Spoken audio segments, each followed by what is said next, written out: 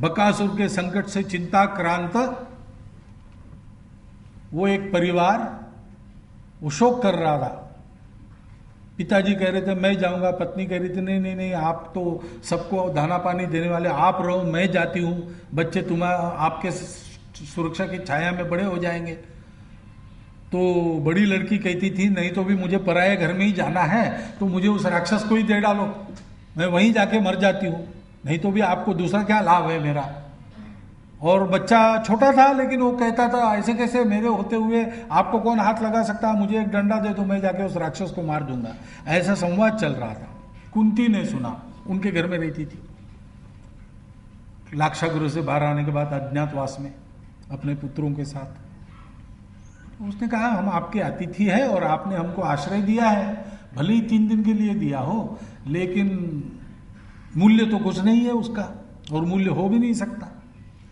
तो आपके उपकारों का बदला चुकाने के लिए क्या संकट की चर्चा आप कर रहे हैं, हमको बताओ, उसका कुछ उपाय अगर मेरे साथ है तो मैं करती हूँ। सारी कहानी उसको पता चलने के बाद उसने कहा कि ऐसा करो, आप में से कोई मत जाओ, मैं मेरे एक पुत्र को भेज देती हूँ।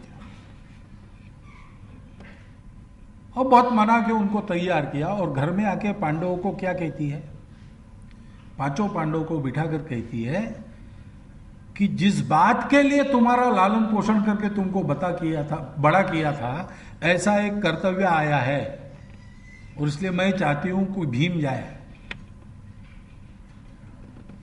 पांडवों को बड़ा किया, क्यों किया? केवल अपना राज्य पाने के लिए बड़ा नहीं किया था।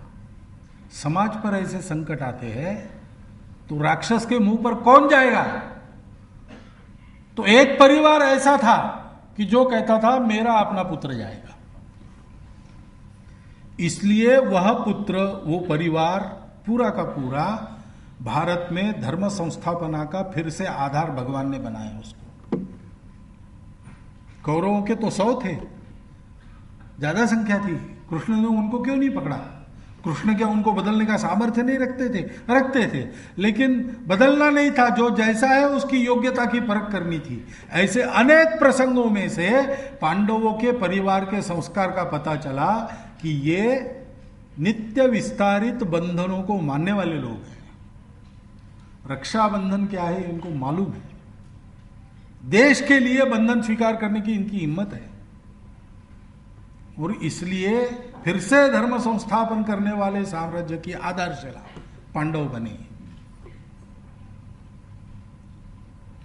आज अपने देश को आवश्यकता है, उसका वर्णन करने की आवश्यकता नहीं है, वो आप सब लोग जानते हैं।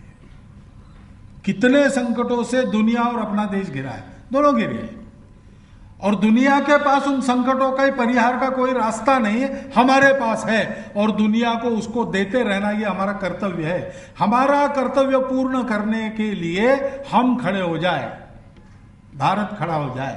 कैसे होगा? भारत के सामान्य लोगों को, सामान्य परिवारों को इस प्रकार रक्षाबंधन के इस सामाजिक सांस्कृतिक आशय को ध्यान में रखकर खड़ा होना पड़ेगा।